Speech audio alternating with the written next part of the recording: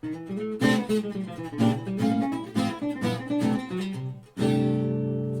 welcome to Django Beat channel. I'm Stuart Gauntlet. This is a summary and recap of the mechanics of La Pompe. The mechanics. Okay. The feeling of wanting this, we talk about feeling quite a lot. Feeling has guided you to this music. You've enjoyed the sound of it. Presuming it's your first time, perhaps that you're coming from another genre.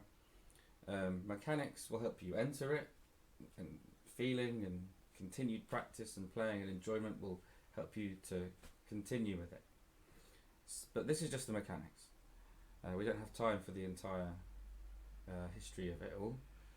But I thought I'd just do a recap. There is a previous video to this which has a bit more detail. This is just a method that I use for teaching that I find very useful, and it concentrates on just two strikes of a chord.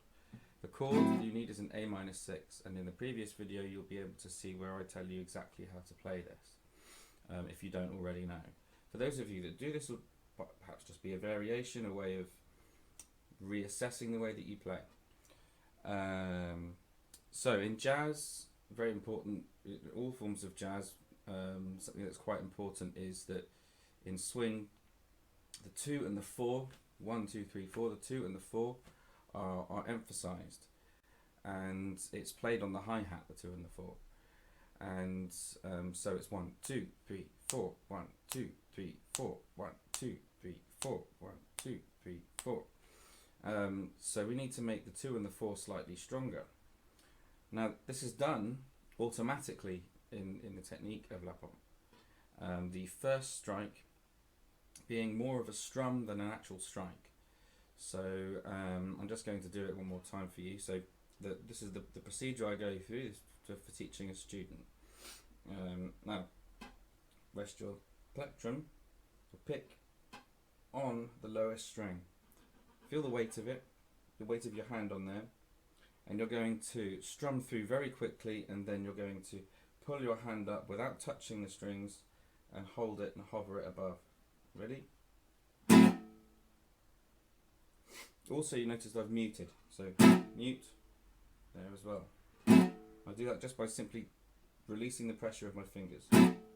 This is just the first strike. Okay, the second strike is a strike. You hit it. So as your hand is already above, it's going to come down very hard onto the strings in a slightly different way. It's not a strum. You're going to be just whacking them. Okay, so that's going to be like this.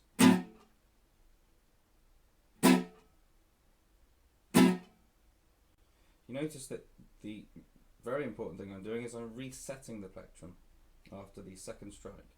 So you have this is the procedure, mechanics.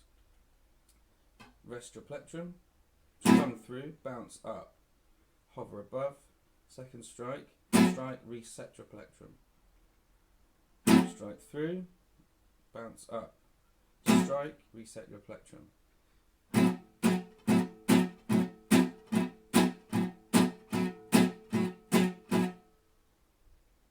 Okay, so this naturally allows you to get a swing. That's where the swing feel comes from with this, and it makes it, it makes it swing. It stops it from being just a straight rhythm. If you watch the video before, you'll get some information on this too. Okay, that's all for me on this, and I hope this helps. And please hit subscribe. I'll speak soon. Bye bye.